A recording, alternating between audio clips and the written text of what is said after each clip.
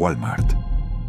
Pasillos interminables iluminados por fluorescentes que nunca duermen. Carritos que chirrían de madrugada. Escáneres que emiten pitidos como pulsos de un corazón eléctrico. Entre Texas y otros estados de Estados Unidos, empleados del turno nocturno cuentan historias que pocos se atreven a repetir con las luces encendidas. Sombras que se detienen cuando las miras. Voces por altavoz que pronuncian nombres que no deberían conocer. Esta noche no estás comprando, estás entrando.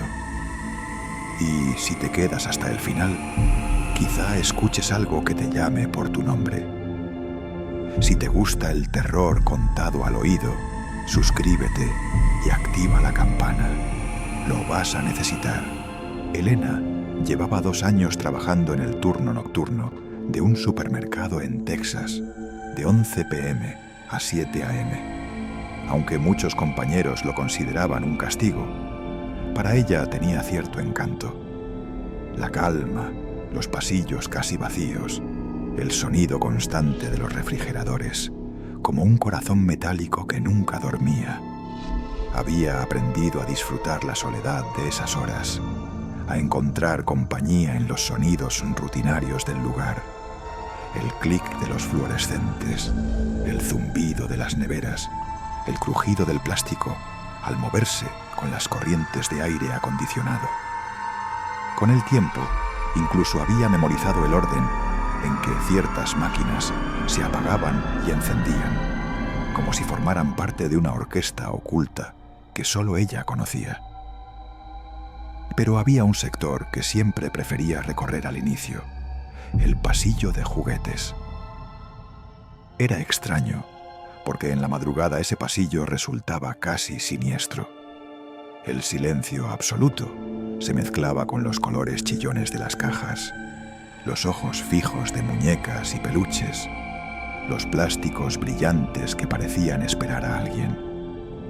Había momentos en los que las sonrisas pintadas en los rostros de las muñecas parecían deformarse bajo la luz fluorescente, como si esas muecas de alegría escondieran algo siniestro detrás. Los peluches, con sus ojos negros de vidrio, a veces parecían observarla como si tuvieran conciencia propia. Las cajas con coches de batería o trenes eléctricos, que de día parecían inocentes, en la penumbra parecían cofres cerrados que escondían secretos, esperando el momento exacto para librarlos. Para Elena, ese pasillo significaba tranquilidad. Menos clientes que interrumpieran, menos ruido de carritos y, sobre todo, menos papeleo. Pero en el fondo, cada noche que recorría ese sector, sentía un cosquilleo en la nuca, un instinto primitivo que le susurraba que no debía quedarse demasiado tiempo allí. No lo comentaba con nadie, porque ¿cómo explicar a sus compañeros que las muñecas parecían respirar cuando nadie las veía? Había noches en las que, incluso sin oír nada, el silencio del pasillo le parecía cargado, como si ocultara un murmullo imperceptible que estaba justo por debajo del umbral de lo audible. Aquella noche, el reloj marcaba las 2:14 de la mañana. El supermercado estaba completamente inmóvil, como si el aire mismo se hubiera detenido. El pasillo de juguetes estaba en un orden perfecto. Estantes alineados, cajas apiladas con precisión, peluches acomodados en pirámides suaves. Todo parecía quirúrgico, demasiado limpio, como si alguien hubiera pasado horas preparando una escenografía para ella. El suelo brillaba más de lo normal, reflejando las luces como un espejo empañado. Ni una sola huella, ni una marca de ruedas de carrito.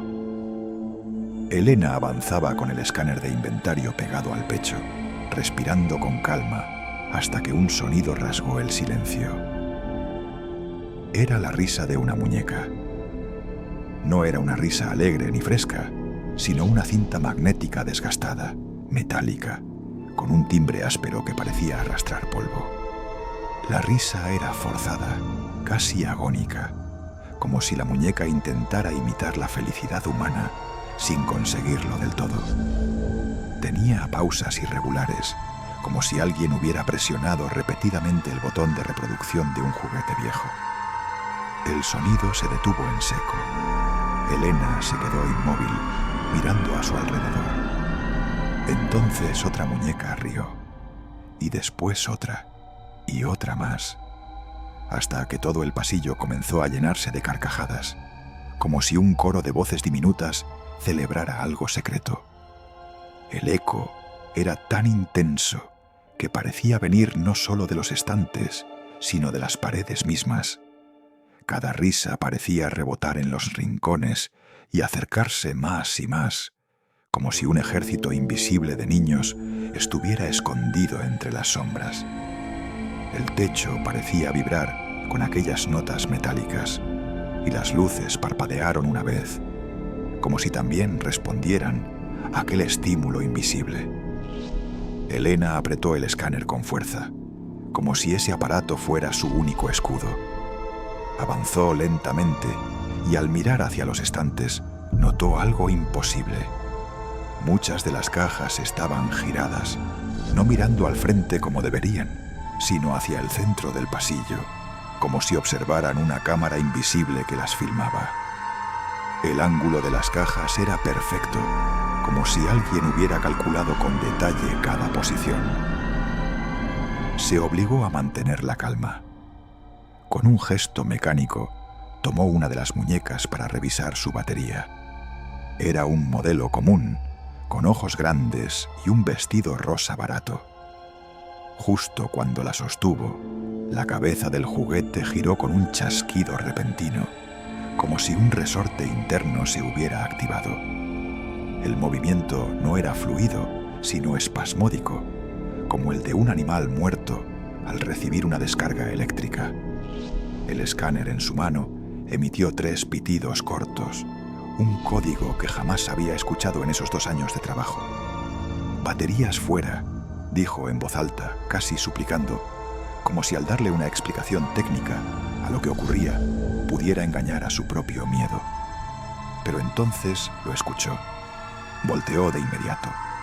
Nada, solo pasillo, estantes, silencio. Aún así, el aire se sentía más denso, más pesado, como si alguien acabara de exhalar sobre su nuca.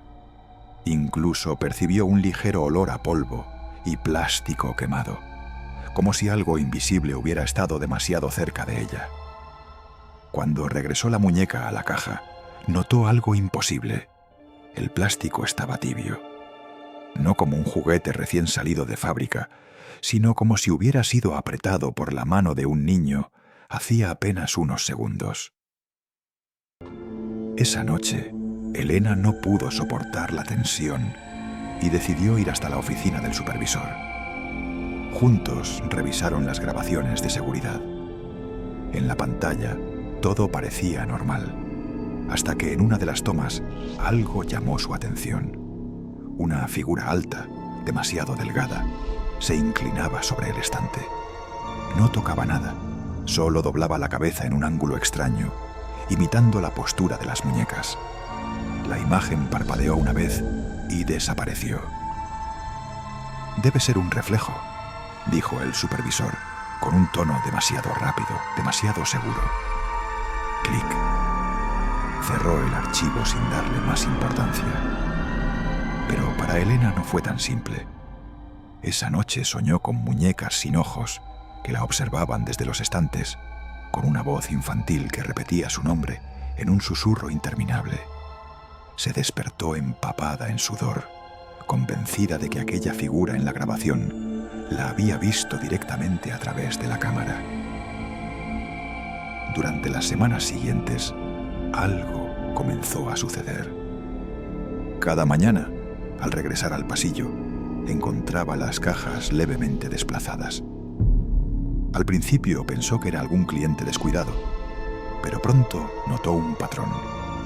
Las cajas formaban curvas, líneas, símbolos que se repetían, hasta que una noche comprendió lo que decían. La primera palabra fue «mírame». La segunda, quédate. Elena comenzó a evitar el pasillo, dejándolo siempre para el final, como si retrasar el encuentro le diera algo de poder.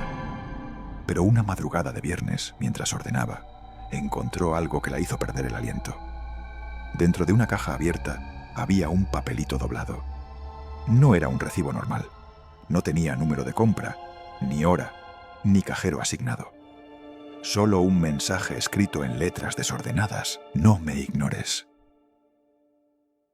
Ese mismo día, empezó a notar cosas fuera de la tienda. En su apartamento, escuchaba golpecitos suaves en el armario de su habitación. A veces, al despertar, encontraba sus propias sábanas dobladas con una precisión mecánica, como si alguien hubiera querido envolverla como a un muñeco de tela. Los espejos de su casa comenzaron a empañarse aunque no hubiera vapor, y en ellos a veces aparecía la silueta de una mano pequeña que desaparecía segundos después. Esa noche, al terminar su turno, caminó hasta el estacionamiento con pasos acelerados. Subió a su auto, cerró las puertas de inmediato y encendió el motor. Pero al mirar hacia el asiento del copiloto, su corazón se detuvo. Una muñeca sin ojos estaba sentada, con el cinturón de seguridad abrochado, como si alguien la hubiera colocado cuidadosamente. Elena gritó y, sin pensarlo, tomó la muñeca y la arrojó con todas sus fuerzas al contenedor de basura.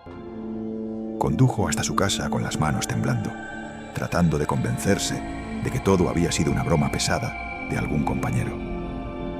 Pero a la noche siguiente, al volver al trabajo, fue directo a comprobarlo. El contenedor estaba vacío. La muñeca había regresado a su lugar, dentro de su caja en el estante. Solo que ahora tenía algo nuevo. Un rasguño profundo en la mejilla, como si alguien hubiera marcado su rostro con una uña afilada. Elena sintió que estaba perdiendo la cordura. Sin embargo, resistió algunos días más. Cada noche, las muñecas parecían moverse con mayor descaro. Unas miraban hacia arriba, otras hacia abajo, y algunas hasta parecían acercarse al borde del estante, como si quisieran saltar hacia ella. A veces, al pasar frente a las cámaras de seguridad, notaba que las muñecas parecían acercarse más a los pasillos, cuando las imágenes eran reproducidas después, como si se movieran solo cuando nadie las miraba directamente. Una madrugada, incluso escuchó pasos pequeños detrás de ella, pasos que corrían y se detenían de golpe, como si un niño jugara a seguirla. Pero al girar, solo encontraba las filas de cajas perfectamente alineadas. Otras veces, percibía un tintineo metálico, como si una campanilla hubiera sonado en la distancia, aunque en el pasillo no había nada que pudiera generar ese sonido. Hasta que una noche tomó la decisión. Renunciaría. Antes de entregar su uniforme, quiso despedirse de aquel pasillo, como si necesitara cerrar un ciclo. Avanzó lentamente entre los estantes y lo que encontró la dejó paralizada. Todas las muñecas estaban giradas hacia atrás, de espaldas al pasillo, mirando el fondo del estante, como si algo estuviera ahí escondido. Elena, con un impulso irracional, apartó la cortina de cartón del último estante. Detrás, marcado en polvo brillante como purpurina, había una huella pequeña, una mano infantil estampada contra la pared. Pero la huella no era estática, latía, pulsaba débilmente con la luz fluorescente, como si tuviera un corazón propio. Y al acercarse un poco más, Elena pudo oírlo, un diminuto latido acompasado que coincidía con el de su propio corazón. Elena renunció esa misma semana. El gerente, sin dar muchas explicaciones, retiró esa línea de juguetes de la tienda, alegando fallas técnicas. El pasillo quedó vacío durante semanas, silencioso, como un corredor fantasma. Pero el silencio no duró mucho. Varias noches después, un cliente de madrugada llamó a seguridad. Decía que desde aquel pasillo vacío se escuchaban risas risas infantiles, mecánicas, que llenaban el eco del supermercado. No había juguetes, no había cajas, solo un corredor desnudo y oscuro, lleno de voces que no deberían existir. Ariel, reponedor de mercancía en un Walmart de Florida, conocía cada pasillo, cada rincón del almacén.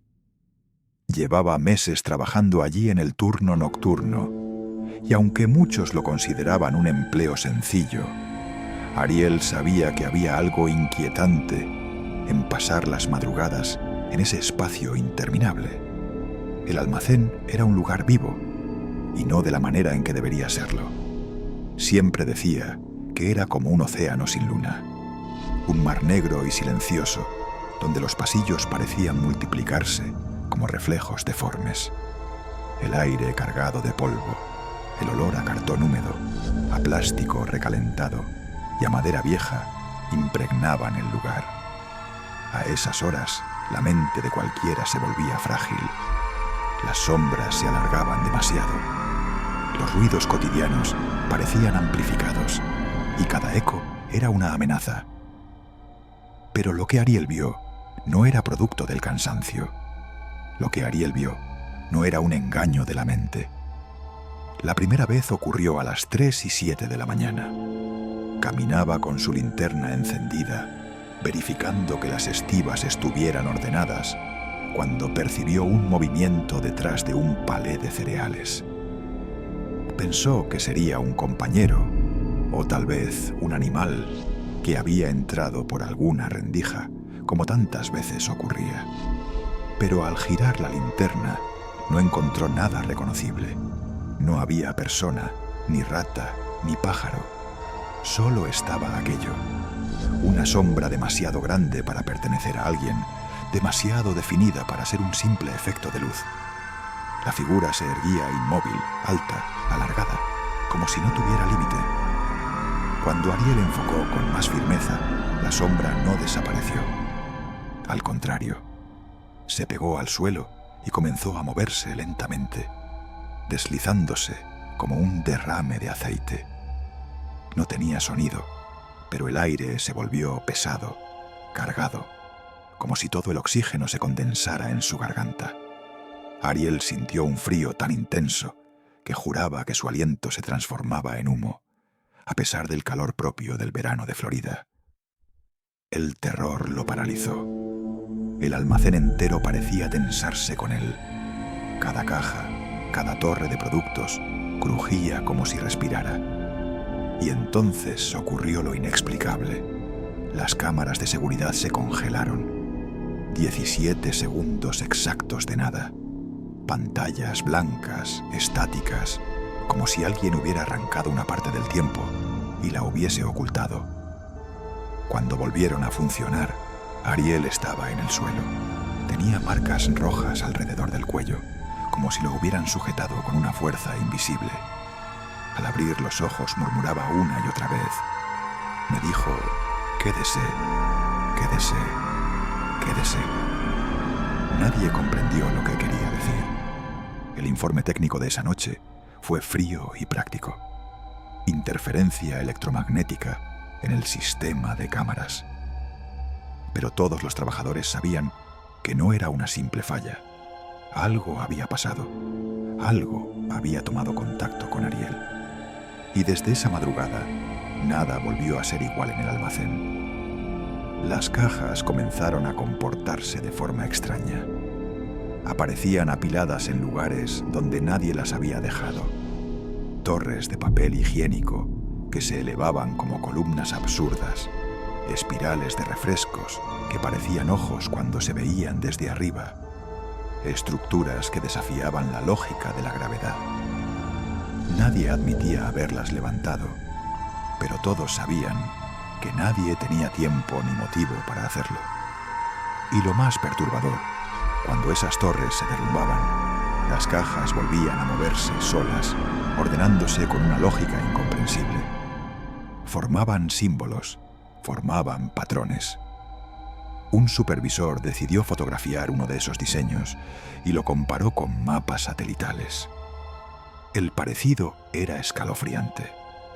Semejaban caminos en el desierto, rutas ocultas que se entrelazaban como si llevaran a algún lugar. Otro empleado, apasionado por las lenguas antiguas, aseguró que esos símbolos eran parecidos al árabe primitivo, aunque distorsionados. Otros hablaban de escritura sumeria, de glifos mayas, de lenguajes que no habían sido pronunciados en miles de años.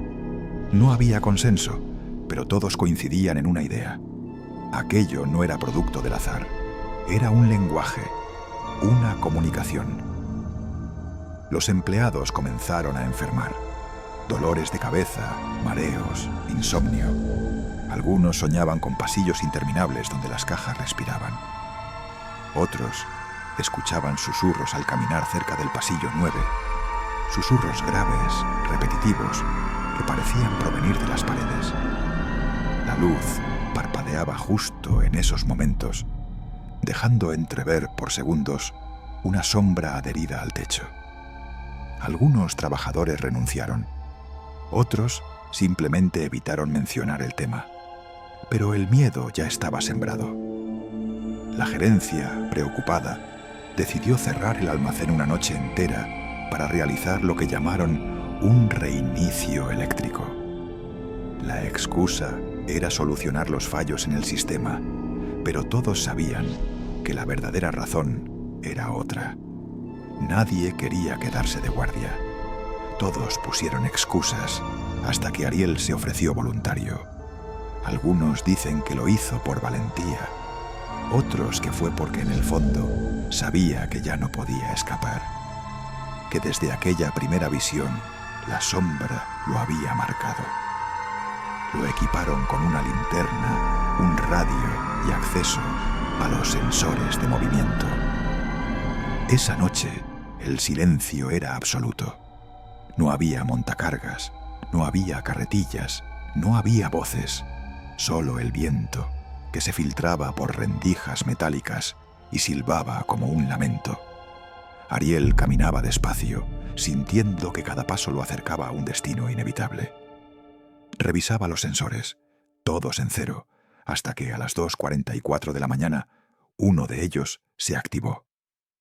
El pasillo 9, justo ahí. El radio, de pronto, empezó a transmitir.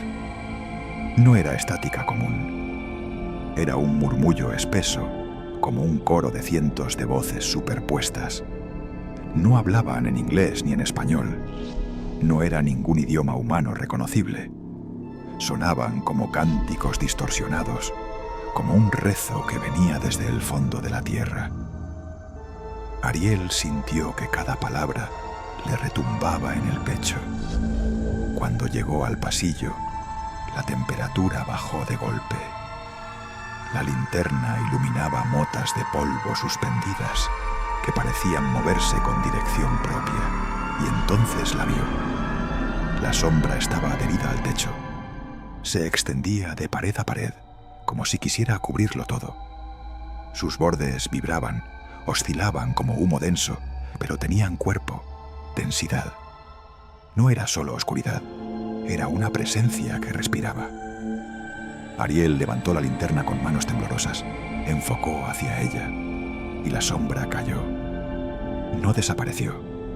Cayó como una masa líquida y espesa que golpeó el suelo con un sonido seco y comenzó a expandirse. Ariel gritó. El líquido oscuro se movía con voluntad, envolviendo sus botas, subiendo por sus piernas, como si intentara arrastrarlo al suelo.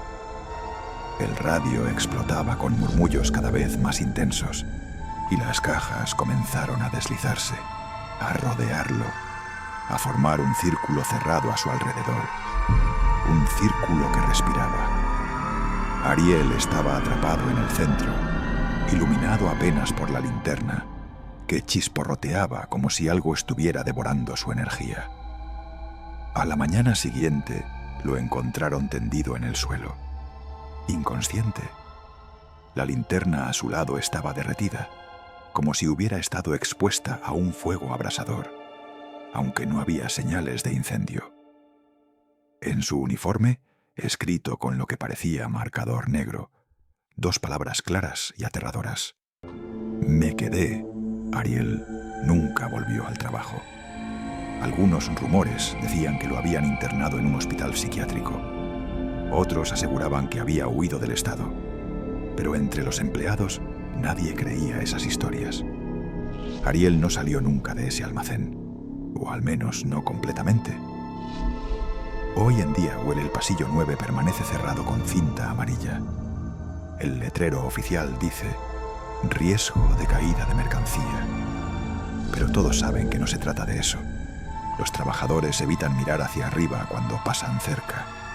Y los pocos que lo han hecho dicen que en lo alto aún se mueve algo. Una sombra que espera, que escucha, que quiere que alguien más se quede con ella. Ariel no siempre trabajó de noche. Antes había sido cajero vespertino. Lo cambiaron al turno de madrugada cuando recortaron personal. Aceptó por el plus de pago y porque le prometieron que sería tranquilo. Su madre decía que la noche desordena los pensamientos. Él respondía que la noche también ordena los estantes. Pero desde el primer mes supo que el almacén tenía otro tipo de orden. Uno que no respetaba relojes ni protocolos. Uno que parecía obedecer respiraciones más antiguas que el hormigón. Se llevaba bien con Mariela, de limpieza, y con Tomás, operador de montacargas. Entre café frío y bocadillos de máquina, hacían concursos de quién encontraba la etiqueta mal puesta más absurda. Reían, hasta que dejaron de reír, porque lo que comenzó como un amago de superstición se convirtió en un inventario de sustos puntuales. Cajas movidas, ruidos de ruedas sin nadie empujando, sombras que no coincidían con ningún cuerpo. Tomás decía que era electricidad suelta. Mariela, que era aire cruzado. Ariel no decía nada. No quería darle nombre a aquello. Describe un laberinto de pasillos numerados, 1 al 14. El 9 corre perpendicular a la cámara fría y termina en una puerta con alarma. Las estivas de mercancía recubren las paredes como murallas. Cereal, detergente, comida para mascotas, papel higiénico, productos estacionales. El suelo, marcado por franjas amarillas, recuerda carriles de una carretera. El aire es seco, perfumado por químicos de limpieza y cartón.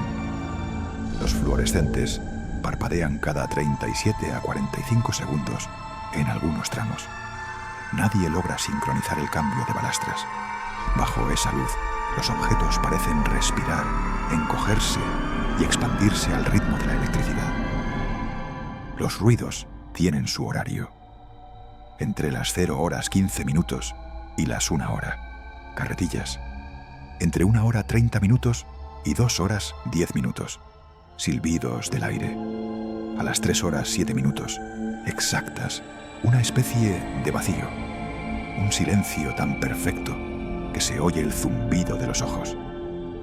Ese fue el minuto en que Ariel vio por primera vez la sombra.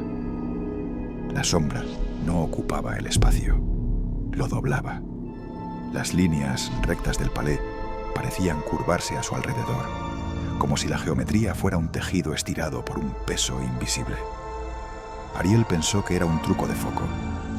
Subió la intensidad de la linterna. El círculo de luz, en lugar de cortar la oscuridad, la engrosó. Entonces la sombra se pegó al piso, expandiéndose en un charco denso. Ariel dio un paso atrás y sintió algo en la garganta. No era mano ni cuerda, era presión. El aire convertido en guante, apretando. Las marcas rojas delatadas al amanecer fueron, tal vez, la sombra aprendiendo dónde termina un cuello. En la sala de monitores, 17 segundos vacíos. No ruido blanco, ausencia. Un técnico describió la captura como negro activo. La empresa anotó EMI y tachó la palabra anomalia, porque no sabían si llevaba tilde. Día 1. Torres espontáneas de rollos de cocina en pasillo 4. Altura, 2.4 metros. Estabilidad imposible sin sujeción. Se desploman sin empuje. Día 3. Espiral de latas de comida para gato en pasillo 7. Diámetro 1,2 metros. Centro vacío con una sola lata invertida como un sello. Día 6. Palés desplazados 40 centímetros hacia la línea amarilla sin 1100. Marcas de ruedas. El montacargas no deja huellas. El gerente pregunta si alguien está jugando al dominó con mercancía. Nadie responde. Día 9.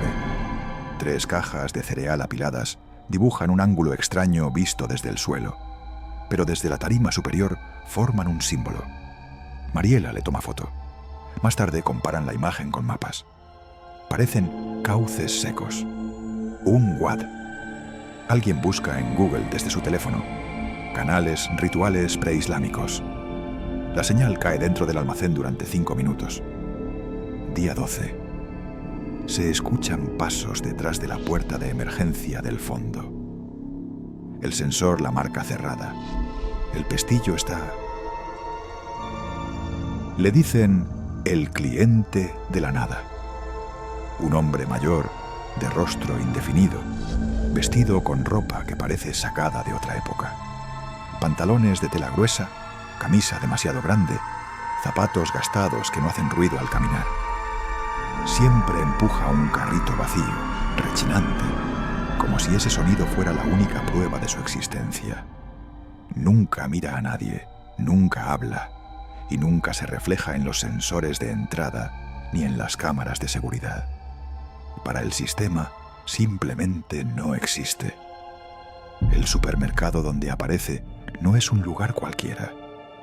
Se ubica en un suburbio de California, abierto las 24 horas, con pasillos interminables iluminados por luces fluorescentes que zumban con un tono constante y monótono.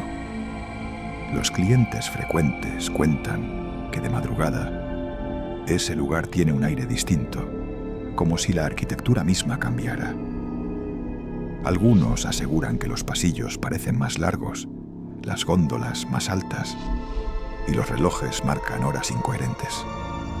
En ese ambiente desajustado surge el cliente de la nada. Mateo, el guardia nocturno, llevaba semanas escuchando rumores. Una cajera juraba que lo había visto aparecer directamente en la fila de cajas, sin haber entrado nunca por la puerta principal. Un reponedor contaba que lo sorprendió parado inmóvil en el pasillo de lácteos, mirando fijamente un refrigerador apagado, aunque en los registros de energía no había constancia de ningún corte. Incluso el gerente nocturno, un hombre incrédulo y pragmático, admitió que había escuchado pasos y el chirriar de un carrito cuando la tienda estaba oficialmente vacía. Las descripciones coincidían en lo esencial. Un anciano de aspecto ajado, ropa fuera de tiempo, carrito vacío. Sin embargo, los detalles siempre variaban. Unos decían que usaba sombrero de fieltro, otros que estaba calvo, otros aseguraban que su cabello blanco estaba desordenado como el de un vagabundo. Para algunos, su rostro era demasiado borroso, como si el cerebro no pudiera retenerlo. Lo único que todos compartían era la sensación, un frío repentino, la piel erizada, la certeza de que alguien estaba parado demasiado cerca, aunque no lo vieras del todo. Una noche, cansado de las habladurías y de las risas nerviosas de sus compañeros, Mateo decidió seguirlo. El reloj marcaba las 2:47 de la madrugada, cuando lo vio por primera vez. El anciano avanzaba por el pasillo principal, el carrito vacío vibrando con un chirrido agudo que se prolongaba más de lo normal, como si el sonido se estirara. Caminaba despacio, como si estuviera atrapado en un tiempo distinto. No parecía notar la presencia de Mateo. Lo siguió hasta la panadería. Allí, el hombre extendió la mano y tomó una barra de pan de la estantería. A simple vista parecía normal, pero cuando Mateo se acercó, pudo ver el detalle repulsivo. estaba cubierta de moho verdoso, reseca, quebradiza, como si hubiera estado guardada en una tumba durante décadas. Nadie más parecía verlo. Para los demás empleados, el pan seguía siendo fresco. El anciano levantó la cabeza lentamente. Sus ojos no eran ojos. Eran dos huecos pulidos, oscuros, más negros que una pantalla apagada. Mateo sintió que el aire del supermercado se le congelaba en el pecho. Parpadeó apenas un segundo. Y cuando volvió a mirar, el hombre ya no estaba. Solo el carrito avanzaba unos centímetros más, empujado por la inercia, hasta detenerse con un chirrido metálico. Al día siguiente comenzó la segunda fase del misterio. En las cajas aparecieron los llamados tickets fantasma. Recibos con un solo producto, pan, sin precio, sin cajero asignado, sin horario, un rastro sin dueño. Los sistemas informáticos intentaron borrarlos, pero siempre volvían a aparecer en la base de datos. Lo inquietante es que algunos clientes empezaron a notar presencias extrañas. Una mujer reportó que, mientras esperaba en la fila, sintió un dedo helado tocarle el hombro. Al girarse no había nadie, pero en ese instante, el escáner de la caja frente a ella emitió un pitido, como si un código invisible hubiese sido pasado. El cajero, aterrado, mostró el monitor. Allí estaba registrado un pan inexistente. Nadie lo había escaneado, pero la máquina lo afirmaba con certeza. Con el tiempo, más testimonios surgieron. Un trabajador del turno de madrugada juró que vio al anciano reflejado en los vidrios del congelador. Pero cuando giró la cabeza, no había nadie allí. Otro empleado de limpieza encontró una mañana un carrito en el estacionamiento con una barra de pan dentro. Cuando intentó tomarla, se deshizo en sus manos, dejando solo polvo negro con un hedor insoportable. Incluso los clientes ocasionales hablaban de él. Una pareja aseguró que escuchó una respiración áspera detrás de ellos mientras compraban, pero cuando miraron hacia atrás, solo estaba el pasillo vacío. Lo más perturbador fue que el sonido continuó en sus oídos, incluso después de salir de la tienda, como si algo los hubiera seguido.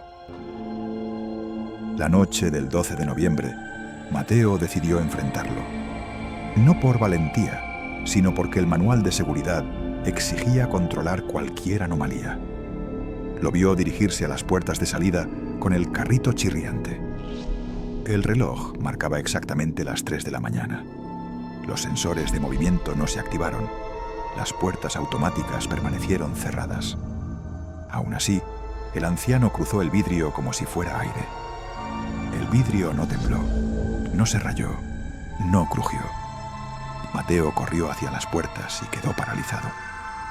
En el reflejo del cristal estaba él, y a su lado, un espacio vacío, una silueta oscura que debería corresponder al anciano, pero que no mostraba nada reconocible. Solo un vacío que parecía absorber la luz. Afuera, en el estacionamiento desierto, el carrito estaba solo. Ni rastro del hombre. Esa noche, Mateo juró que escuchó el eco del carrito alejándose, aunque el estacionamiento estaba vacío y las cámaras no mostraban nada. Tras aquel episodio, la panadería comenzó a cerrar media hora antes, oficialmente por sanitización. Pero todos sabían la verdad. Esa media hora coincidía con la hora en la que el cliente de la nada solía aparecer. Durante ese lapso, algunos empleados afirmaban escuchar claramente el sonido de un carrito recorriendo los pasillos, aunque las luces estuvieran apagadas y no quedara nadie adentro. Las cajas dejaron de imprimir tickets por semanas, como si la propia tecnología se negara a colaborar, hasta que una nueva gerente decidió cambiar los rollos de papel térmico por otros de una marca distinta. El primer recibo salió casi en blanco, pero tras unos segundos, el calor de la máquina reveló una palabra escrita sola, deformada, como si alguien la hubiera grabado desde el otro lado del papel. Hambre. A día de hoy los rumores persisten. Algunos dicen que el anciano murió décadas atrás, en ese mismo supermercado, cuando era una panadería pequeña y familiar. Otros afirman que nunca fue un cliente, sino un vagabundo que dormía en los alrededores y que murió de inanición. Lo cierto es que nadie sabe su origen. Lo único comprobable son los registros extraños, los testimonios y el escalofrío helado que recorre a cualquiera que haya estado en la tienda a las 3 de la madrugada. Todo comenzó en un supermercado común de Oklahoma, de esos que parecen no esconder nada fuera de lo normal. Era un establecimiento de cadena, abierto las 24 horas, donde cientos de familias acudían cada semana a abastecerse de lo básico. El área de lácteos, normalmente limpia y ordenada, empezó a presentar un problema inquietante, que al principio fue considerado como una simple falla técnica. Yogures que amanecían hinchados como si algo los fermentara desde adentro. Carnes frescas que se ennegrecían en cuestión de horas y un hedor metálico que invadía el pasillo cada madrugada. Los clientes se quejaban con frecuencia. Algunos decían que el olor les revolvía el estómago. Otros afirmaban que el aire del pasillo se sentía más pesado, más frío de lo normal, como si alguien les respirara en la nuca mientras intentaban escoger un producto. Los empleados desconfiaban y más de uno solicitó cambiarse de sección para evitar trabajar cerca de ese refrigerador. La administración del supermercado llamó en repetidas ocasiones a técnicos especializados. La revisión fue exhaustiva. Motores, válvulas, cableado, termostatos, temperatura estable, dijeron los expertos. No había fuga, no había daño en los sistemas de refrigeración, no había nada que justificara el rápido deterioro de los productos.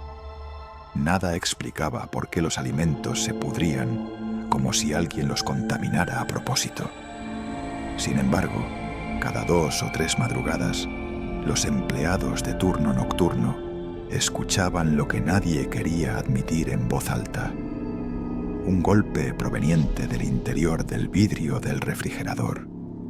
Era un sonido seco, rítmico, idéntico al de unos nudillos golpeando una puerta.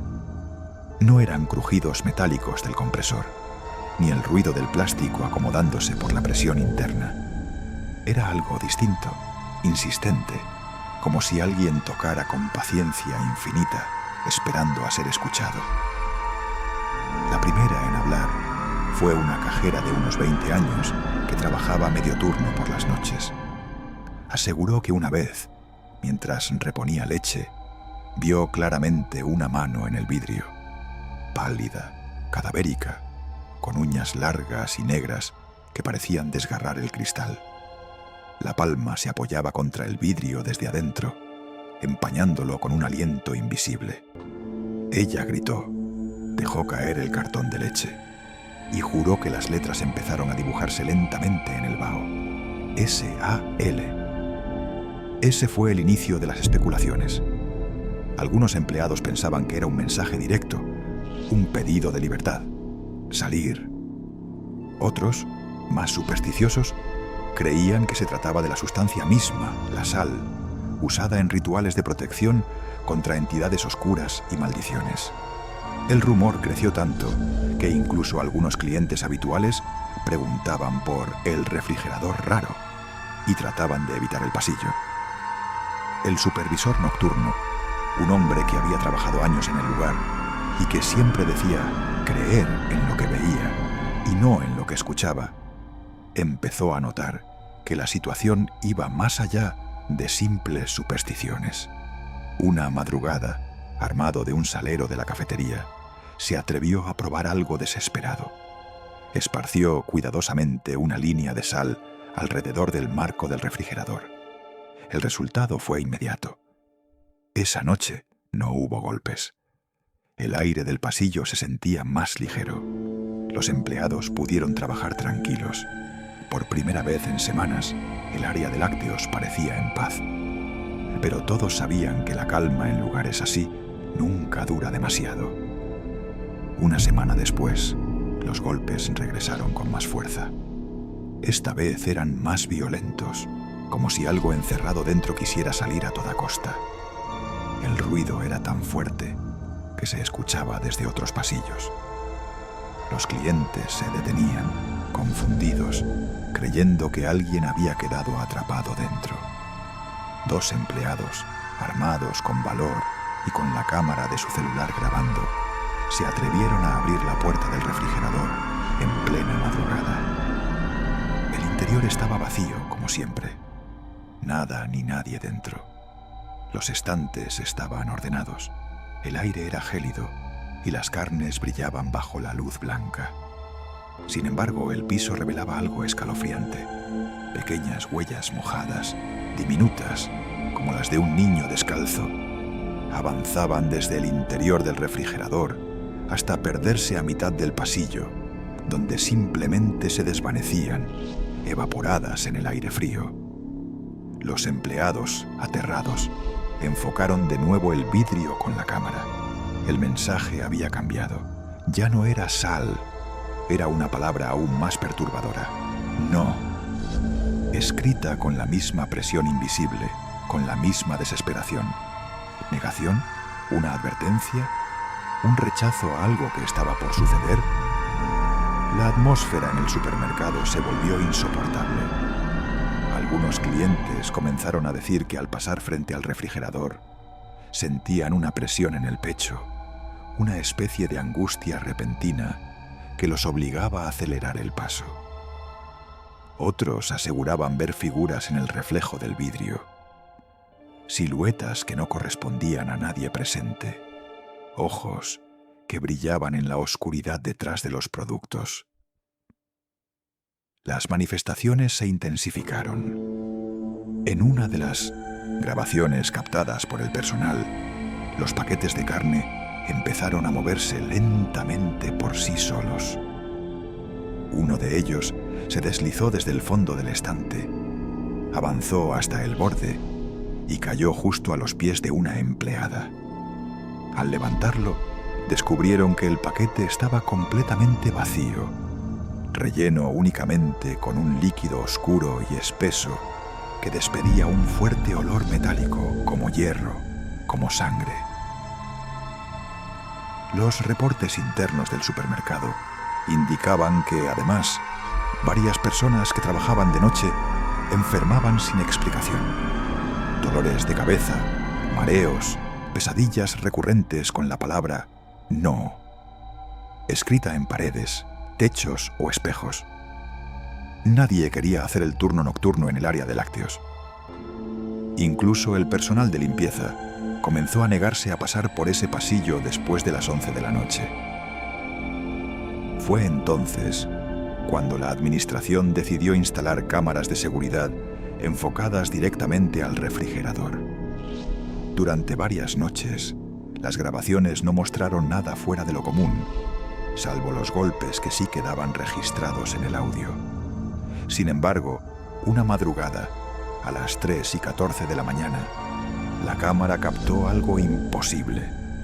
El vidrio del refrigerador comenzó a empañarse por completo, como si alguien respirara intensamente desde dentro. Poco a poco apareció una figura difusa, un rostro presionado contra el cristal, con los ojos hundidos y la boca abierta en un gesto silencioso de grito. La imagen duró apenas unos segundos antes de desvanecerse. Al día siguiente, el supervisor revisó las grabaciones con un técnico externo, quien recomendó borrar la evidencia para evitar demandas o rumores que afectaran la reputación de la tienda. Pero algunos empleados guardaron copias en secreto, convencidos de que aquello no debía ser olvidado. El supermercado decidió clausurar ese refrigerador. Lo cubrieron con plásticos gruesos y colocaron señales de advertencia para que ningún cliente intentara abrirlo. Creyeron que el problema se resolvería, pero los golpes comenzaron a trasladarse. Ahora venían de otro refrigerador, uno destinado a jugos y embutidos. Era como si la entidad hubiese encontrado un nuevo refugio, moviéndose de máquina en máquina. El miedo se transformó en paranoia. Los empleados comenzaron a hablar en susurros, temiendo que incluso pronunciar el tema atrajera la atención de lo que fuera que habitaba en los refrigeradores. Una señora mayor que frecuentaba el lugar aseguró haber visto un rostro hundido, con ojos blancos, sonriéndole desde adentro del vidrio, justo antes de que el pasillo quedara vacío. Otro cliente, un joven universitario, juró que al abrir un paquete de queso, notó que por dentro estaba completamente vacío, salvo por un papel arrugado en el que estaba escrita, con tinta corrida, la palabra no. En un último intento de frenar el fenómeno, alguien sugirió un método antiguo: colocar un espejo frente al refrigerador sellado. Se decía que los espíritus atrapados en objetos o espacios eran repelidos por su propio reflejo, obligados a enfrentar aquello que eran en realidad. Y así lo hicieron. Desde entonces, el espejo permanece allí, reflejando la puerta cubierta. Pero los empleados que pasan juran haber visto algo peor. En el reflejo, desde el lado frío, siempre aparece una figura, una presencia inmóvil, mirándolos fijamente, como esperando pacientemente a que alguien algún día retire los plásticos y vuelva a abrir la puerta del refrigerador maldito.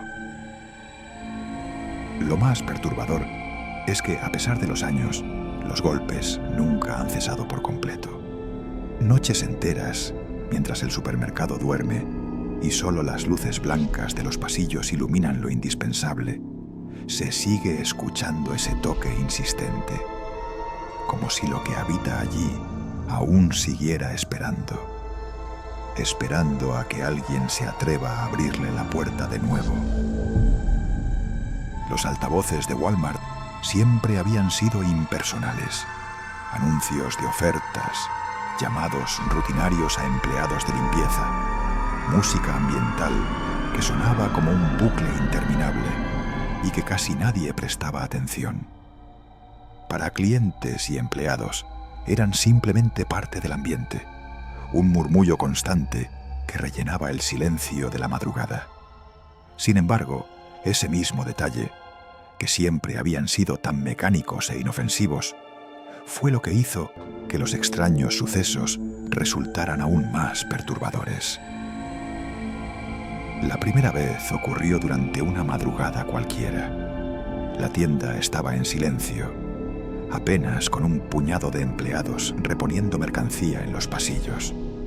La música ambiental se detuvo de forma abrupta, como si alguien hubiera cortado la corriente. Por unos segundos, solo quedó un zumbido de estática.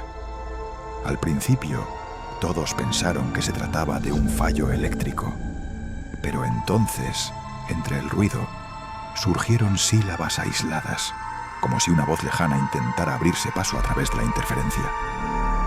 No era inglés, no era español, era algo intermedio, confuso, inhumano. Y de pronto, claro y nítido, se escuchó un nombre: Michael. El joven empleado que estaba organizando las estanterías en ese momento se paralizó. Era su nombre. Sintió como un frío inexplicable le recorrió la espalda. El altavoz lo repitió una segunda vez, arrastrando las vocales, como si alguien se burlara de él desde el otro lado. Cuando lo dijo una tercera vez, Michael dejó caer la caja que sostenía, el sonido retumbando en el pasillo vacío.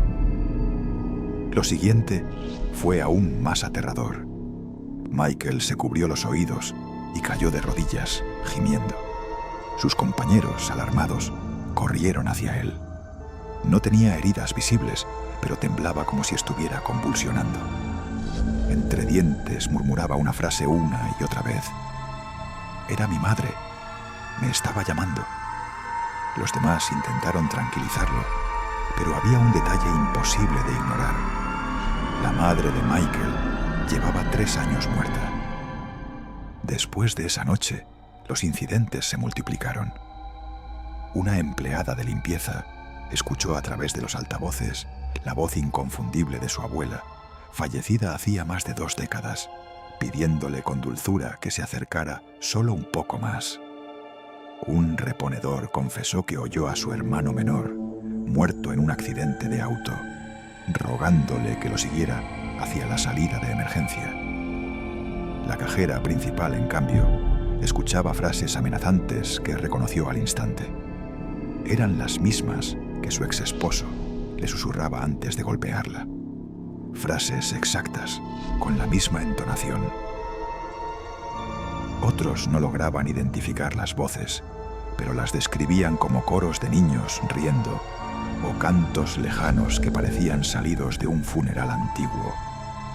Algunos empleados aseguraban que los murmullos estaban en un idioma que no podían descifrar, pero que transmitía una emoción visceral: tristeza, furia o desesperación. La mayoría coincidía en algo: las voces no eran ajenas. Había algo íntimo, personal en ellas, como si cada uno estuviera escuchando su propio miedo convertido en sonido.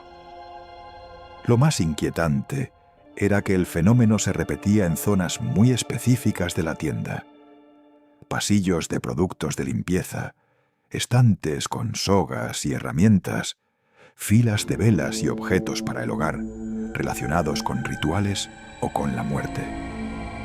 Los empleados pronto comenzaron a reconocerlos como los pasillos prohibidos. Nadie quería trabajar allí, y si alguien debía hacerlo, lo hacía rápido, evitando mirar hacia los altavoces. La noche más aterradora ocurrió a las 3:11 de la mañana. La tienda estaba casi vacía, solo 6 empleados en turno nocturno. De repente, todos los altavoces de la tienda se encendieron al unísono. En lugar de música o anuncios, lo que salió fue una canción de cuna, suave, mecánica, como reproducida desde un vinilo rayado. La melodía flotó por los pasillos, acariciando el aire como un susurro maternal. Los 6 empleados presentes se detuvieron simultáneamente, como si hubieran sido hipnotizados. Todos levantaron la cabeza hacia el techo, con los ojos vidriosos, incapaces de reaccionar. La canción duró exactamente 47 segundos. Al terminar, los altavoces hicieron un chasquido seco y la música ambiental habitual regresó. Los empleados parpadearon, confundidos, sin recordar del todo lo que había pasado. Lo más inquietante vino después. Al revisar el sistema de seguridad, descubrieron que los relojes de las cámaras habían avanzado más de 1 hora durante esa reproducción. Nadie recordaba nada de ese lapso perdido. Algunos aseguraban que, durante ese espacio en blanco, habían soñado lo mismo. Caminaban por un pasillo infinito, guiados por una voz femenina que les susurraba nombres que no reconocían. Cuando despertaron, estaban de pie frente a los estantes, como si nunca se hubieran movido. La gerente de la tienda, aterrada, ordenó desconectar todo el sistema de sonido.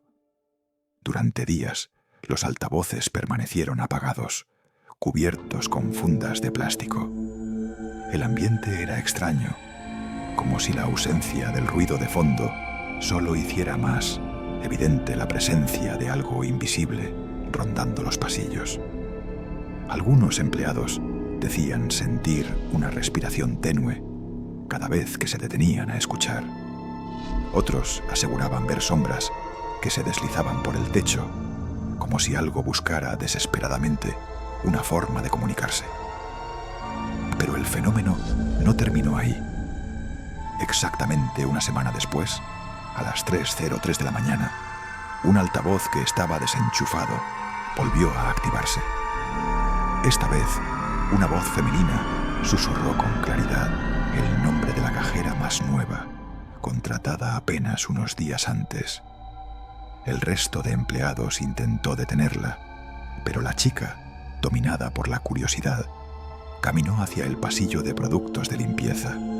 Allí, sobre una repisa baja, encontró algo que no debería estar ahí. Una radio antigua, cubierta de polvo, sin cables ni enchufes. Estaba encendida, emitiendo solo estática. La joven se acercó temblando y entre el ruido blanco escuchó algo que le heló la sangre. Su propia voz, idéntica, repitiendo en un tono urgente: «No escuches, no escuches». Después de ese episodio, los directivos sellaron los altavoces con espuma acústica y reemplazaron los sistemas eléctricos de la tienda. Sin embargo, los problemas persistieron. La música ambiental a veces se detenía sin motivo, y en esos breves silencios, varios aseguraban escuchar su nombre susurrado desde algún rincón oscuro.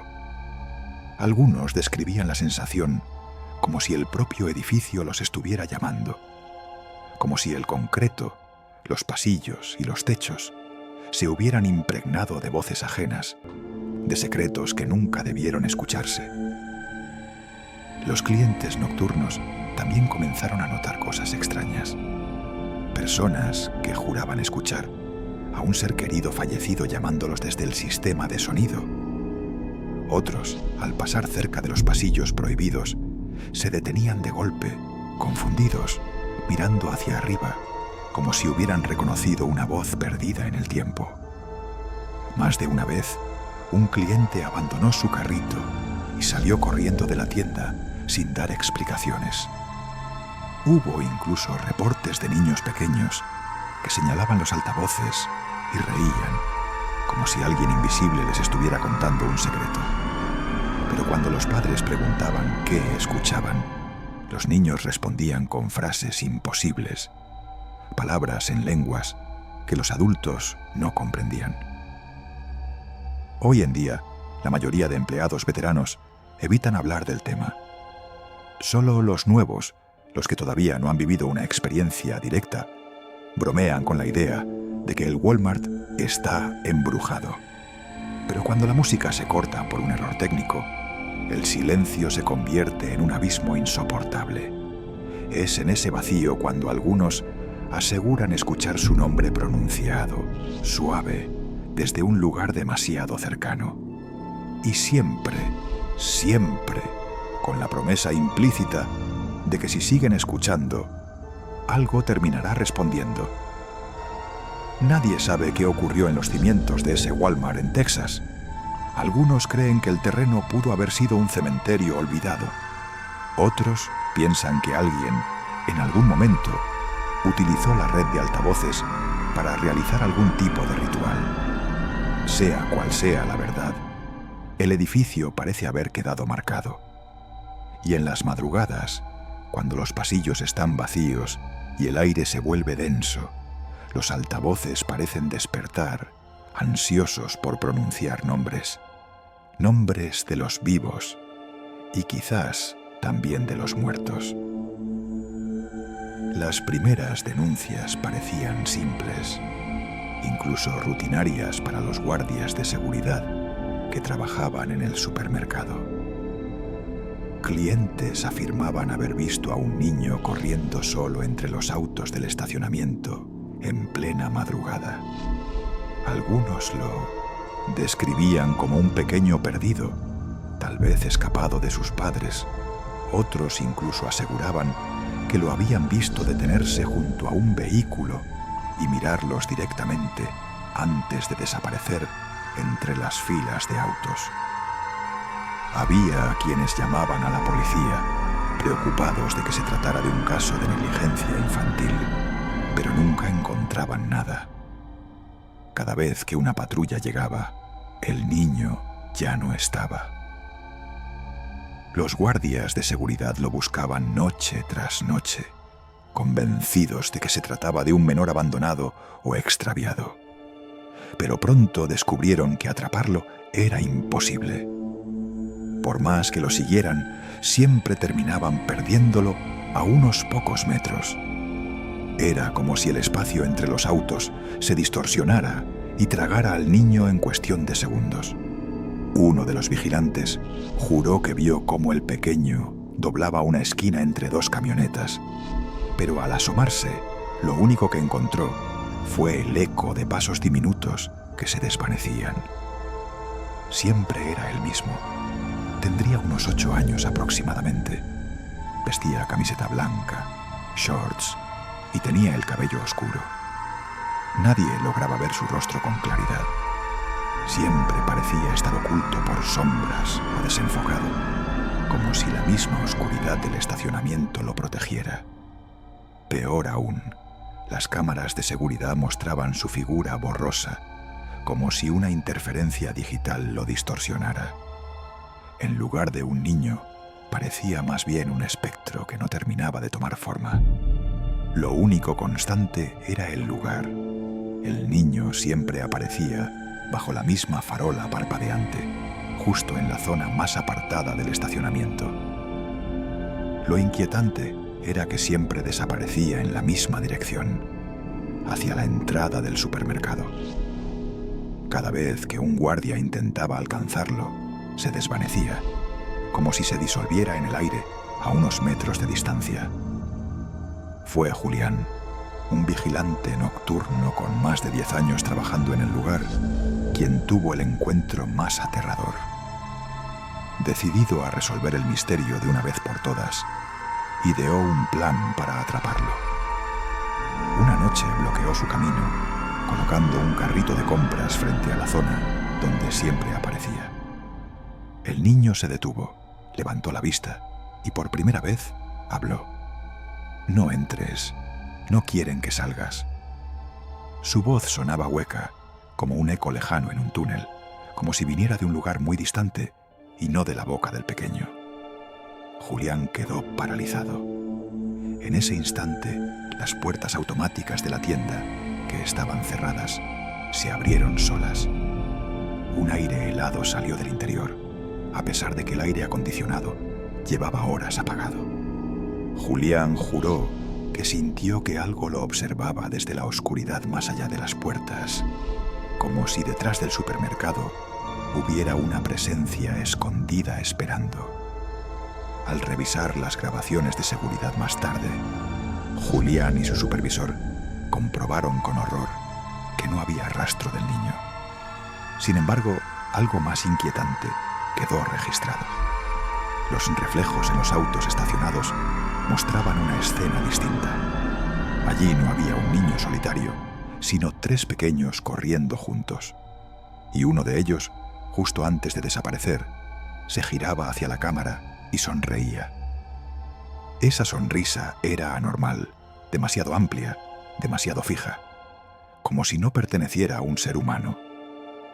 Al día siguiente apareció un coche de juguete oxidado justo debajo de la cámara que había grabado la escena. Nadie admitió haberlo colocado allí. El objeto parecía viejo, de otra época, con ruedas metálicas desgastadas. Julián decidió guardarlo, aunque no podía explicar por qué. Tenía la extraña sensación de que tirarlo traería consecuencias. Durante la siguiente semana, Julián no pudo dormir tranquilo. Todas las noches, al salir de su turno, encontraba el mismo coche de juguete en un lugar diferente.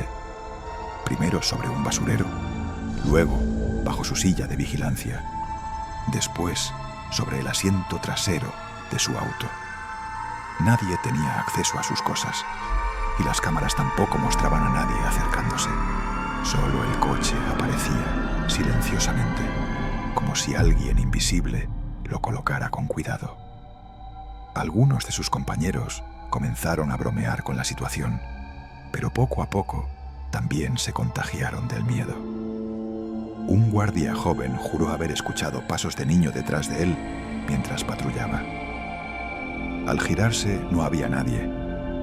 Otra empleada del turno nocturno dijo que en una ocasión, al cerrar las cajas, escuchó a un niño reír dentro de la tienda.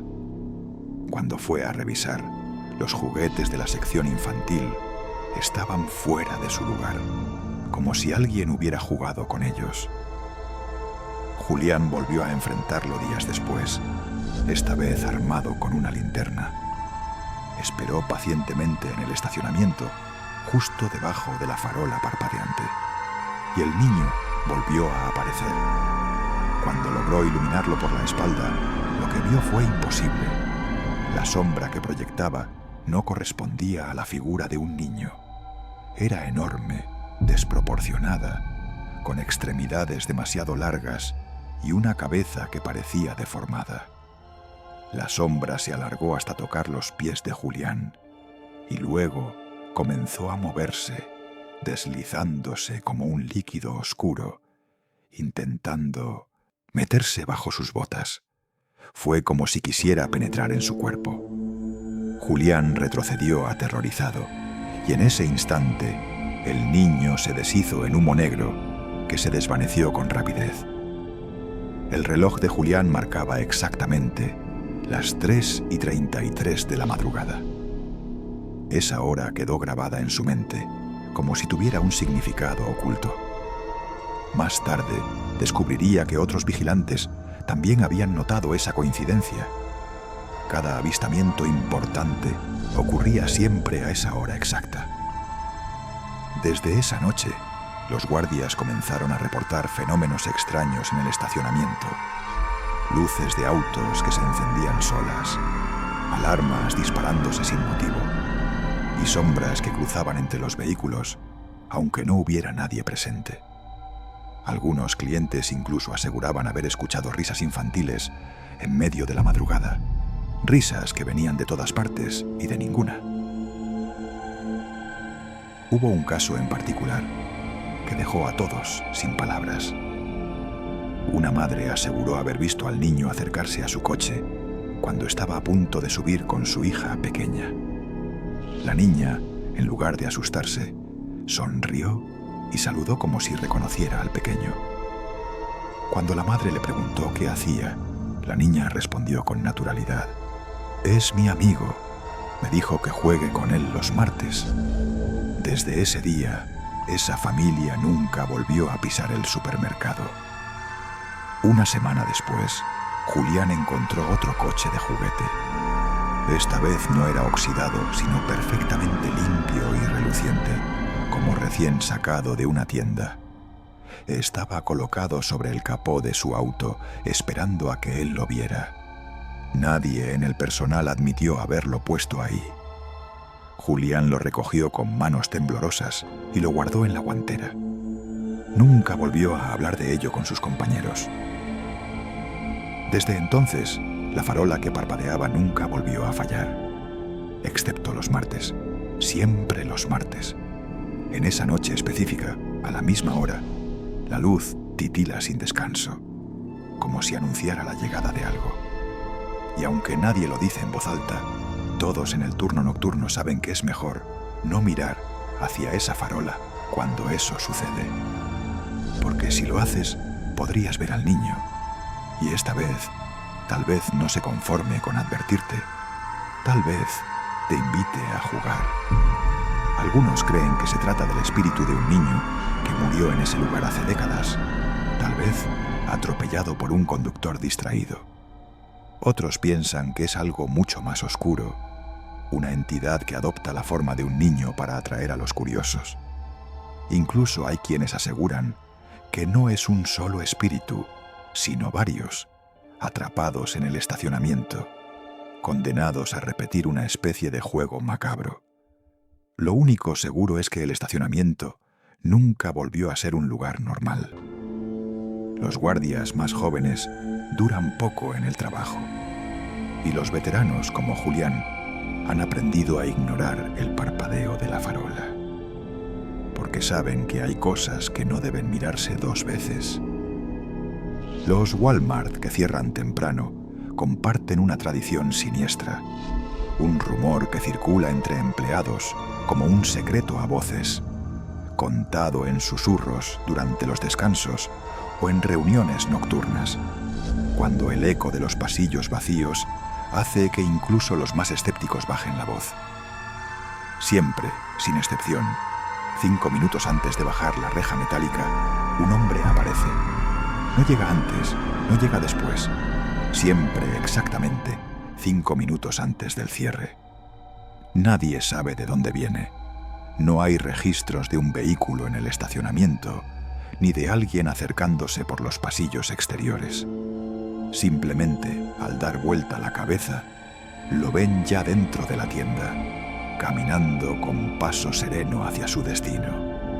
Nunca se le ve entrar por las puertas automáticas, y sin embargo, cuando los empleados lo descubren, está ahí, entre ellos, como si hubiese estado caminando desde siempre dentro del lugar.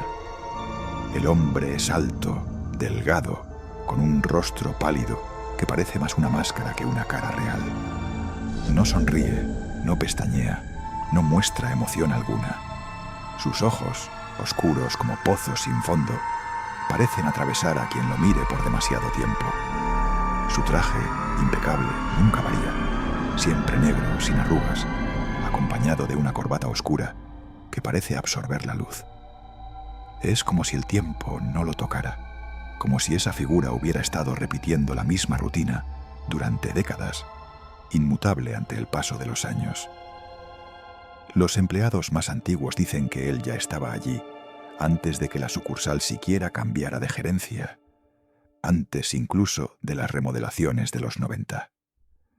Hay quienes aseguran que en fotografías viejas del personal se le distingue en un reflejo, de pie en el fondo, siempre con su vela blanca en las manos. Cada noche de aparición se dirige sin desviarse a la misma sección. Velas. Sus pasos no hacen eco, como si flotara apenas sobre el suelo encerado. Allí siempre toma una sola vela blanca, sencilla, sin marcas especiales ni fragancias.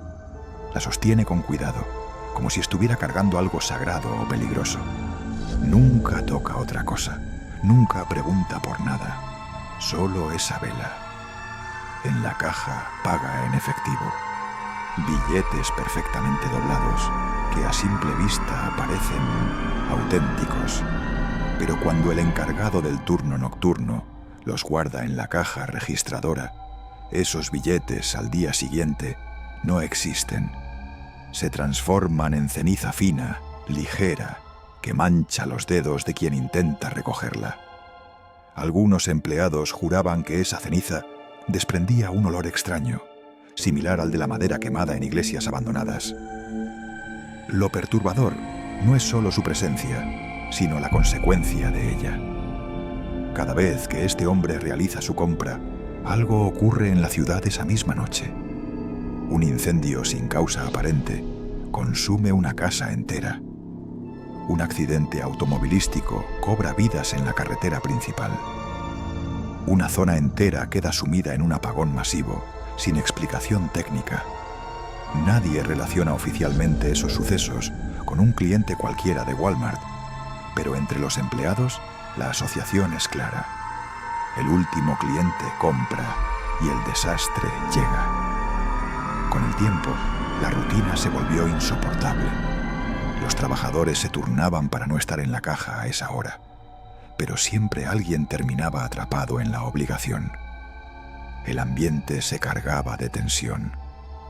El sonido del reloj marcando el cierre se volvía una sentencia, un recordatorio de que ese ser estaba por aparecer. Algunos empleados incluso desarrollaron rituales improvisados. Dejar la caja entreabierta, poner pequeños crucifijos junto a la caja registradora o repetir oraciones en voz baja para no sentirse completamente expuestos. Fue entonces cuando una cajera llamada Lidia, cansada del miedo, tomó una decisión. Una noche, cuando el hombre se presentó y colocó su vela sobre el mostrador, ella decidió negarle la compra. Con voz temblorosa pero firme, le dijo que el sistema estaba caído, que no podía procesar la transacción. El silencio que siguió fue insoportable. El hombre no se movió, simplemente la miró fijamente. Sus ojos, inmóviles, parecían vaciarle el alma. Entonces, con un gesto pausado, dejó la vela sobre el mostrador. Pero en el instante en que la madera de la caja tocó la base de la vela, ésta se encendió sola. Una llama brotó sin fósforo, sin chispa, sin combustible. Una llama que no se agitaba con el aire del local. Latía como si fuera un corazón vivo. Lidia retrocedió, horrorizada. El hombre, sin apartar la mirada, murmuró una frase. Las cámaras de seguridad registraron el sonido y el sistema de audio de la caja lo repitió en un susurro metálico. Para que recuerdes la oscuridad. Después de decir eso, simplemente se dio la vuelta y salió caminando. Nadie lo vio atravesar la puerta. Nadie lo vio irse por el estacionamiento. Simplemente desapareció, como si nunca hubiera estado allí. Esa madrugada, cuando los supervisores revisaron los sistemas, encontraron un detalle imposible. Una transacción registrada a las 12:01 de la mañana. La compra de una vela blanca. Cajero, ninguno. Hora, después del cierre. Y en las grabaciones de seguridad, lo imposible. La vela flotando sola, avanzando lentamente por los pasillos hacia la salida, como si manos invisibles la llevaran. La cámara capta el movimiento, pero lo más inquietante es que las otras cámaras muestran lo mismo desde distintos ángulos, como si algo invisible estuviera siendo grabado desde todas partes. Los rumores entre los empleados crecieron. Algunos aseguraron haber visto la sombra del hombre reflejada en los espejos de seguridad, aunque su cuerpo no estuviera allí. Otros juraban escuchar el crujido de pasos en el piso encerado cuando la tienda estaba vacía. Un guardia de seguridad incluso contó que en su ronda nocturna encontró las velas de la sección alineadas en forma de cruz, sin que nadie hubiera entrado. Cuando revisó las cámaras, no había explicación, solo un destello blanco en el pasillo. Desde esa noche, nadie quiso volver a ser el último en atender la caja. Los empleados comenzaron a inventar excusas, a desaparecer misteriosamente unos minutos antes del cierre, a dejar que las cajas quedaran sin personal. Cualquier cosa con tal de no enfrentarse al último cliente. Pero hay un detalle aún más escalofriante. El hombre nunca dejó de aparecer. Aunque no hubiera cajero, aunque la caja estuviera vacía, la vela terminaba registrada en el sistema. Siempre. Una compra imposible que seguía marcando su huella en la tienda. Incluso en días en que la sección de velas estaba completamente vacía por inventario, la transacción aparecía de todas formas, como si él trajera su propia mercancía desde otra realidad. En la ciudad, los desastres continuaron.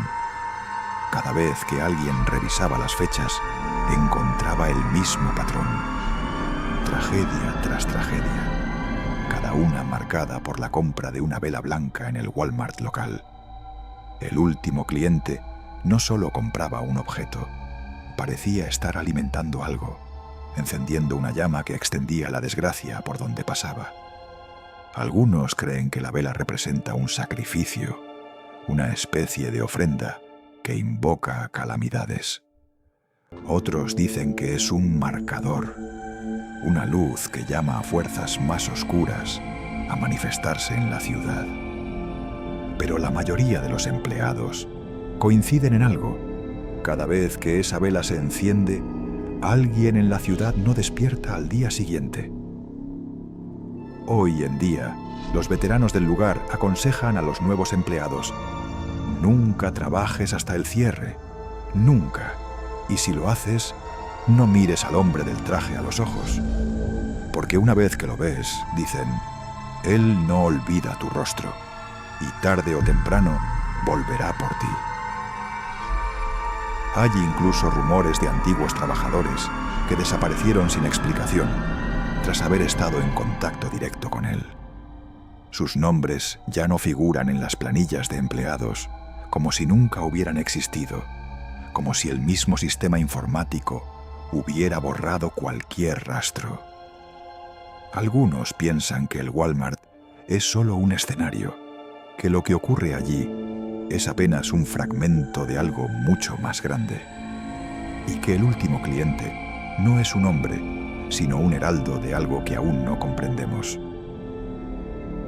Y lo más inquietante es que mientras hablamos de él, en algún lugar de Arkansas, está volviendo a entrar por esas puertas invisibles 5 minutos antes del cierre, con una vela blanca en sus manos. La caja número 13 es un misterio que aterroriza tanto a clientes como a empleados. Desde que se instaló, siempre dio problemas. Recibos en blanco, totales incorrectos, fallos inexplicables. Pero pronto, las fallas se volvieron inquietantes. Al principio, los empleados creyeron que se trataba de simples errores de programación o un mal funcionamiento técnico. Los encargados de mantenimiento revisaron cables, cambiaron piezas, actualizaron el sistema, pero nada parecía resolverlo. Curiosamente, todas las demás cajas registradoras funcionaban a la perfección. Solo la número 13 mostraba esas irregularidades, y no importaba cuántas veces la repararan. Al cabo de unas horas, los fallos regresaban. Uno de los técnicos, llamado Luis, aseguró en una ocasión que, mientras trabajaba en la caja 13, escuchó un susurro proveniente de la impresora de recibos. Era un murmullo grave, como de alguien hablando en una lengua desconocida. Él intentó ignorarlo, pero cuando retiró el rollo de papel térmico, encontró garabateadas unas letras que no correspondían al sistema. Nadie pudo explicar cómo era posible que un rollo nuevo viniera con inscripciones. Luis pidió su traslado y nunca volvió a tocar esa caja. Otra técnica, Rosa, confesó en privado que mientras revisaba la fuente de alimentación, sintió un calambre repentino. No era la típica descarga eléctrica. Describió la sensación como una corriente helada que le recorrió todo el brazo, acompañada de imágenes fugaces en su mente, escenas que no recordaba haber vivido. Un pasillo oscuro, voces en latín, un reloj marcando exactamente las 3:13. Una noche, la caja imprimió símbolos extraños, imposibles de identificar. Eran caracteres curvos, casi como runas antiguas, que ningún técnico pudo traducir. Otra vez, imprimió frases en latín. Noli oculos claudere. No cierres los ojos. La cajera Mara fue la primera en darse cuenta de lo que estaba pasando. Cada vez que parpadeaba, el cliente frente a ella se movía ligeramente, como si el tiempo hubiera saltado un segundo. Al principio pensó que era su imaginación, producto del cansancio, pero pronto se convenció de que algo estaba fuera de lugar. Desesperada por comprobarlo, intentó mantener los ojos abiertos durante todo el turno. Le ardían, le lloraban, pero seguía mirando fijamente, escaneando cada producto con una concentración obsesiva. El ambiente se volvió sofocante. El zumbido de las luces fluorescentes, el pitido del escáner, el murmullo de los clientes. Mara se aferraba a su propósito. Entonces, al fin, cedió. Parpadeó. El escáner emitió un pitido constante, rítmico, idéntico al de un monitor cardíaco. Cuando abrió los ojos, el cliente ya no estaba. Solo quedaba una bolsa agitándose en la cinta transportadora, como si alguien invisible acabara de dejarla. Dentro había una lata de maíz, con la etiqueta borrosa y la fecha de caducidad ilegible. Nadie reclamó ese producto, y cuando Mara intentó guardarlo en su sitio, descubrió que la lata estaba vacía, sellada pero completamente hueca. Los rumores se expandieron entre los empleados. Algunos decían que esa caja estaba maldita desde su instalación, porque llegó en un cargamento equivocado, proveniente de una fábrica que había cerrado misteriosamente tras un incendio. Otros aseguraban que en el depósito se escuchaban ruidos extraños cuando movían la caja número 13 antes de colocarla en su sitio. Golpes secos, como si algo estuviera atrapado en su interior. Una antigua supervisora contó que el día que se instaló, Uno de los trabajadores sufrió un accidente extraño. Se cortó profundamente con una de las esquinas metálicas de la caja y juraba que, en lugar de sangre, lo que salió de la herida tenía un tono oscuro, casi negro, con un olor metálico insoportable. Nadie pudo comprobarlo, porque la herida desapareció al día siguiente sin dejar cicatriz. Tiempo después, un investigador aficionado a lo paranormal, enterado de los rumores, pidió permiso para acercarse al supermercado. Llevó consigo grabadoras de audio, cámaras infrarrojas y detectores de campos electromagnéticos.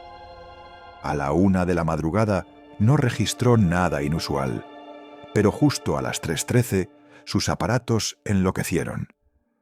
Las grabadoras captaron voces superpuestas, todas diciendo lo mismo: tempus, tempus, tiempo. Cuando revisó las cámaras, se horrorizó al ver que en varias tomas aparecía él mismo atendiendo la caja 13, aunque en realidad nunca la tocó. Los clientes comenzaron a evitarla. Incluso los más escépticos, después de un rato en la fila, decidían cambiarse a otra caja, alegando sentir un frío extraño en el aire o un olor metálico que les revolvía el estómago. Los supervisores, incómodos con la situación, optaron por clausurarla. Colocaron cinta amarilla de advertencia y la desconectaron por completo. Creyeron que con eso terminaría el problema, pero no fue así. Cada noche, exactamente a las 3:13 de la mañana, la caja 13 se enciende sola. El pitido del escáner despierta a los empleados del turno nocturno y la pantalla muestra un único producto: tiempo. Total, 13.13. El teclado, por más que intenten apagarlo, responde solo. Y los que se acercan demasiado aseguran que la pantalla refleja su propio rostro, pero con una diferencia: el reflejo parpadea, aunque ellos no lo hagan. Un guardia de seguridad, curioso, intentó grabar el fenómeno con su celular. El video captó claramente cómo la máquina se encendía sola, cómo aparecía el producto en la pantalla.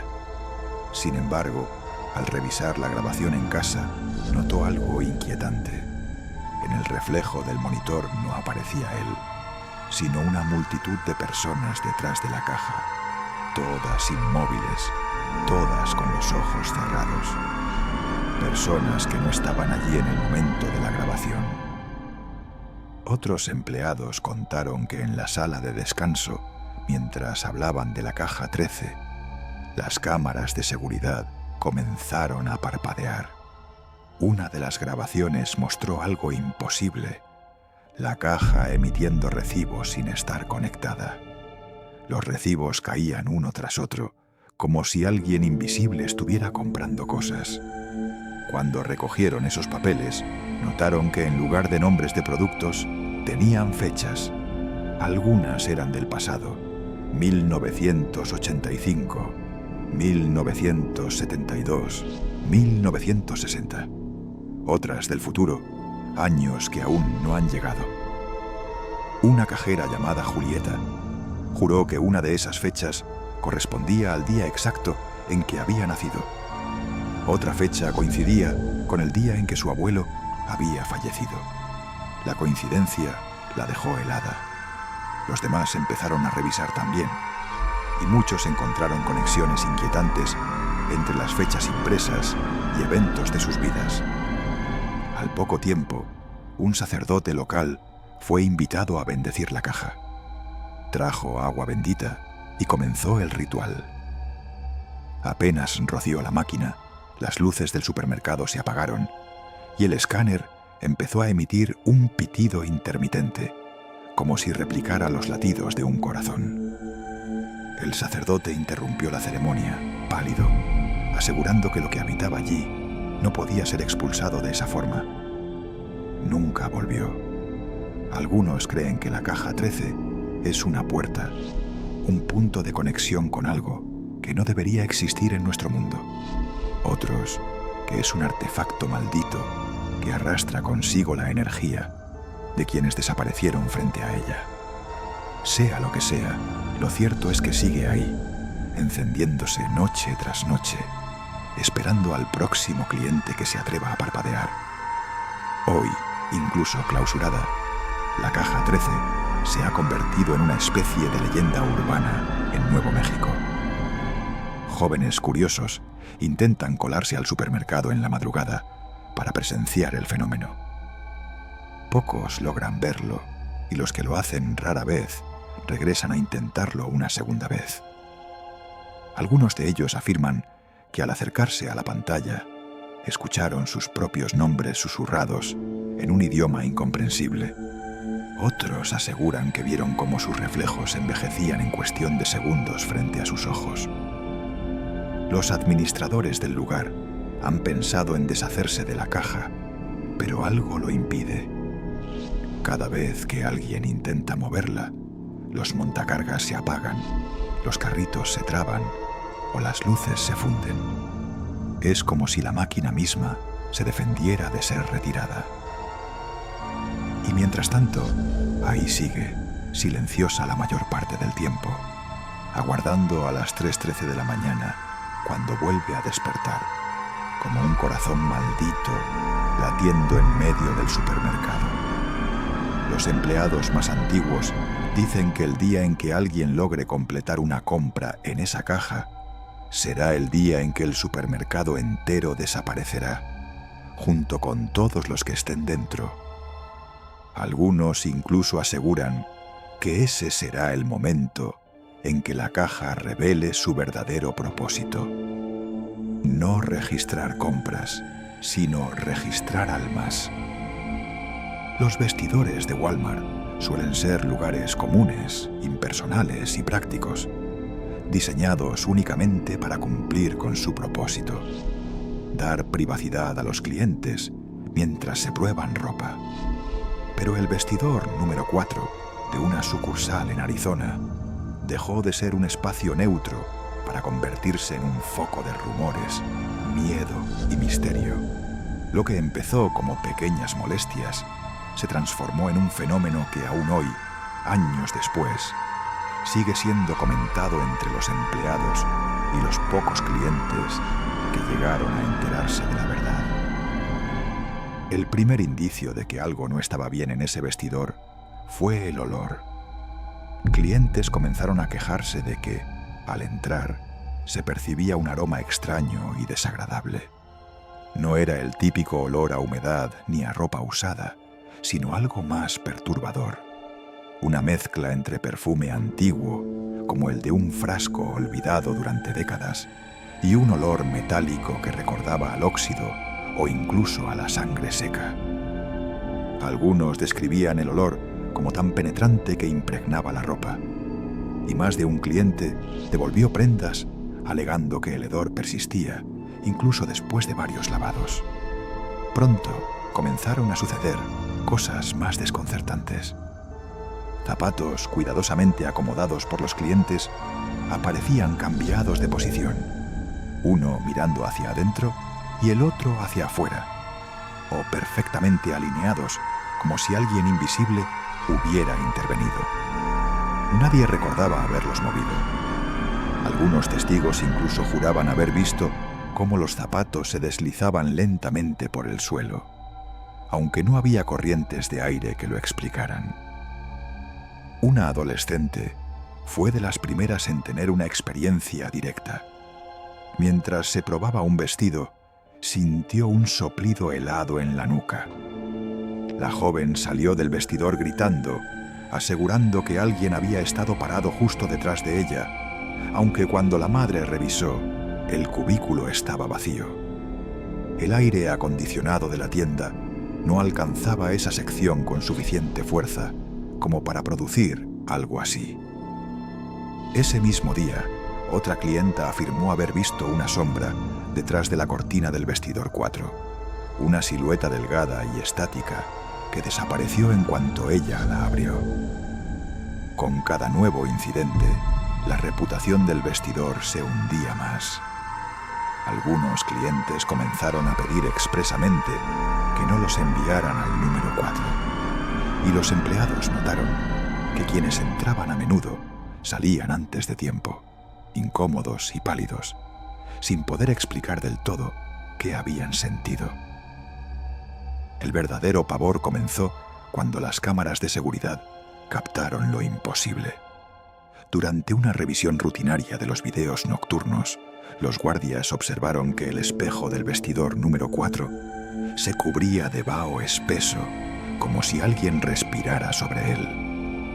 Lo inquietante era que en las grabaciones nadie había entrado en ese cubículo durante horas. Segundos después, una palabra apareció escrita desde el interior: hola. Estaba al revés, como si una mano invisible lo hubiese escrito desde dentro del cristal. El personal de seguridad, atónito, mostró el video a Claudia, la encargada. Ella pensó que quizás era un error del sistema de cámaras o un reflejo extraño. Sin embargo, los rumores se intensificaron cuando otros empleados aseguraron haber visto la misma palabra en el espejo en distintos momentos, siempre escrita de manera inversa, como si perteneciera a otra dimensión. Cansada de las quejas y decidida a acabar con la histeria, Claudia ordenó quitar el espejo del vestidor 4. Con ayuda del personal de mantenimiento, lo descolgaron con esfuerzo y lo colocaron boca abajo contra una pared del pasillo. Al verlo allí, fuera de su sitio, muchos respiraron aliviados, convencidos de que el problema había terminado. Pero apenas 10 minutos después, lo imposible volvió a suceder. Al pasar frente al vestidor 4, los trabajadores vieron que el espejo aún seguía en su lugar, como si nunca lo hubieran retirado. Intrigada y nerviosa, Claudia entró para comprobarlo en persona. Fue entonces cuando ocurrió lo más aterrador. En el reflejo apareció otra Claudia, una figura idéntica a ella, pero completamente inmóvil, con la cabeza ladeada y una sonrisa grotesca, desprovista de dientes.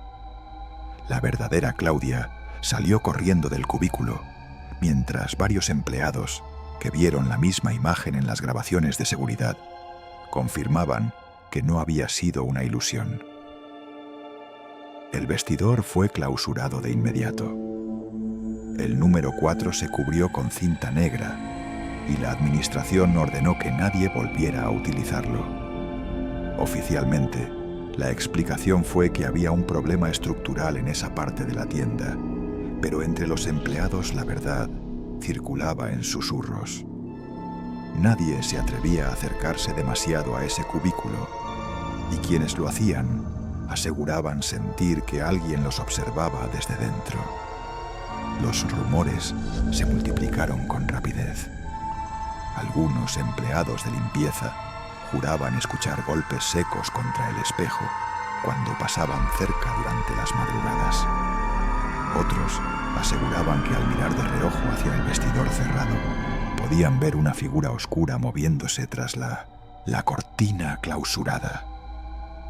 Uno de los guardias nocturnos renunció después de escuchar claramente el sonido de alguien riendo desde el interior. Dijo que era una risa hueca, sin aire, como si proviniera de una garganta vacía. Otro testimonio contaba que, al pasar con la linterna, vio reflejada su propia imagen en el espejo inexistente. Pero su reflejo lo miraba fijamente, aunque él mantenía a las 4:44 de la madrugada. Los empleados que limpian la zona escuchan el sonido de una cortina corriéndose en el vestidor clausurado. No importa si el área está vacía o si hay alguien cerca. El ruido siempre se repite a la misma hora, como una rutina macabra. Después del sonido llega un murmullo, suave pero claro, como una voz que se filtra desde el otro lado del espejo.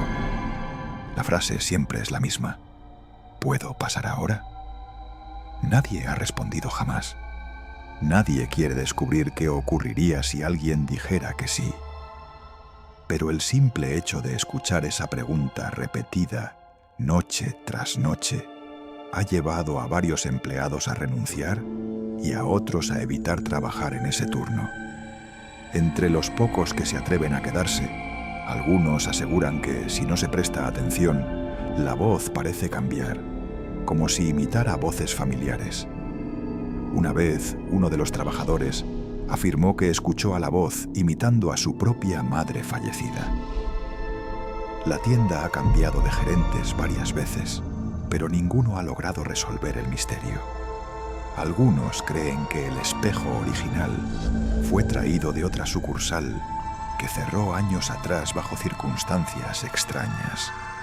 Otros hablan de una mujer que murió en un accidente automovilístico frente a la tienda y cuyo espíritu quedó atrapado en algún objeto del lugar. Nadie puede confirmarlo.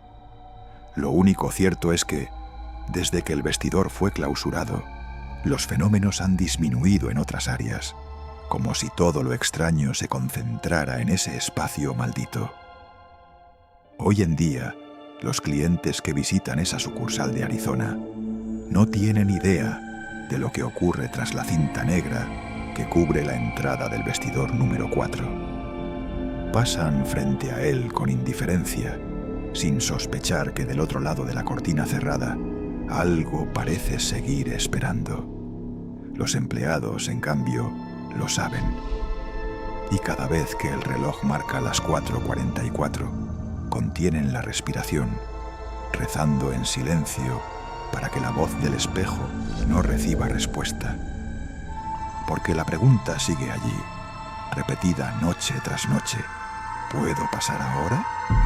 Y aunque nadie ha dicho que sí, muchos temen que algún día el espejo decida pasar por su cuenta.